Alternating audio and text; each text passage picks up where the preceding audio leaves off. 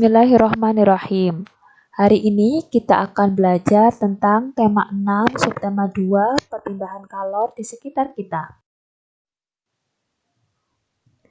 Nah, di sini ada sebuah bacaan berjudul perpindahan panas atau kalor. Ibu akan kasih waktu anak-anak untuk membacanya. Ibu kasih waktu ya, silakan dibaca. Dan nanti sewaktu membaca, tiap paragraf dicari hal-hal yang penting dalam paragraf-paragraf yang ada dalam bacaan tersebut. Silakan dibaca.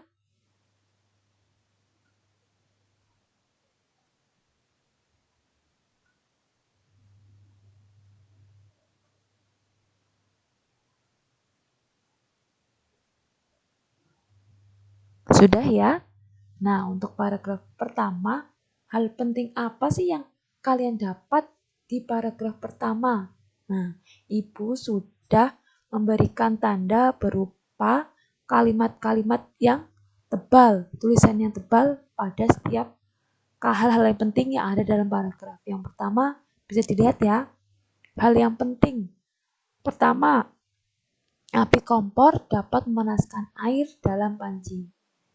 Kedua, panas dari api kompor berpindah ke dalam panci. Ketiga, panas tersebut berpindah ke dalam air sehingga air menjadi panas dan sayuran yang ada di dalamnya menjadi matang. Coba lihat paragraf yang selanjutnya, paragraf 2. Hal penting apa saja yang kalian dapat? Pertama, panas dapat berpindah. Kedua, panas dapat berpindah melalui 3 cara, yaitu konduksi, konveksi, dan radiasi. Ketiga, konduksi adalah cara perpindahan panas melalui zat perantara seperti benda padat. Keempat, konveksi adalah perpindahan panas yang disertai dengan perpindahan bagian zat perantaranya. Kelima, radiasi adalah cara perpindahan panas dengan pancaran yang tidak menggunakan zat perantara. Hal-hal yang penting tadi itu bisa digunakan untuk meringkas suatu bacaan. Jadi setiap paragraf dicari hal-hal pentingnya, digabung-gabungkan dan akan menjadi sebuah ringkasan. Kita lihat selanjutnya ya. Dari bacaan tadi kita mengetahui tentang perpindahan panas. Perpindahan panas dibagi menjadi 3, konduksi, konveksi, dan radiasi. Pertama adalah konduksi. Konduksi adalah perpindahan energi panas tanpa diikuti perpindahan zat perantara. Contoh, tutup panci menjadi panas saat dipakai untuk menutup rebusan air. Nah, pada benda-benda yang dapat menghantarkan panas itu namanya konduktor, seperti tutup panci tadi. Nah, ada yang bisa menghantarkan panas dengan baik, ada yang tidak bisa menghantarkan panas. Nah, benda-benda tersebut dibagi menjadi 2, konduktor dan isolator. Konduktor adalah benda bahan yang dapat menghantarkan kalor atau panas dengan baik. Contoh, besi, tembaga, aluminium. Sedangkan isolator adalah benda yang tidak dapat menghantarkan panas. Contoh, plastik, kaca, dan kayu. Untuk yang kedua, perpindahan panas kedua adalah konveksi. Konveksi adalah perpindahan panas melalui aliran yang zat perantaranya ikut berpindah. Konveksi terjadi pada zat cair dan gas, udara atau angin. Contoh, air dalam panci yang dipanaskan sampai mendidih. Nah, tadi kan konduksi kan tutup pancinya yang panas.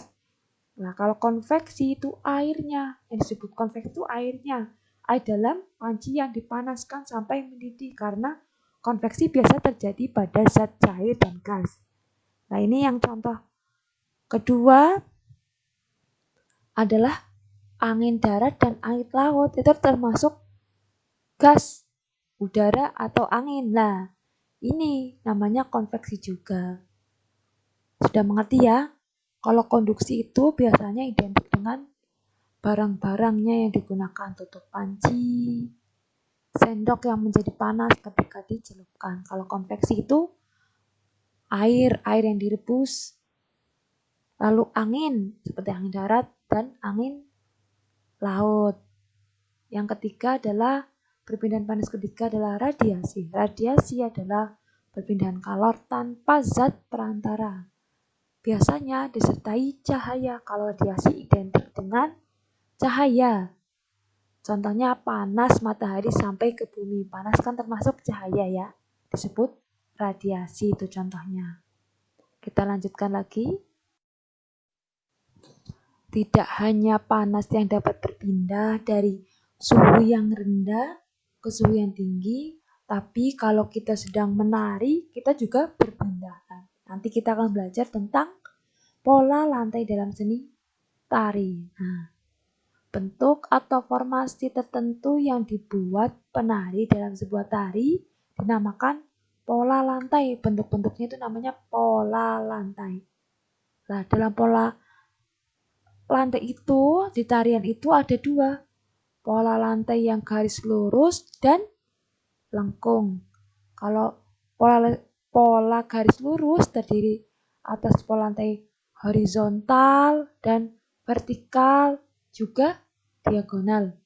Pengembangan pola lantai lurus dapat berubah pola lantai zigzag, segitiga, segi 4, dan segi 5. Kita bisa melihat ya, gambarnya ini ya. Ada garis lurus, segi 4, segitiga, zigzag. Ya. Contoh tari apa sih yang menggunakan pola lantai garis lurus? Contohnya adalah tari Saman dari Aceh. Yang kedua, pola garis lengkung dapat dikembangkan menjadi berbagai pola lantai berupa lingkaran. Kalau lengkung-lengkung identik dengan seperti lingkaran, angka 8, garis lengkung ke depan, garis lengkung ke belakang, jadi yang melengkung-melengkung ya. Contohnya tari Sekapur Sirih dari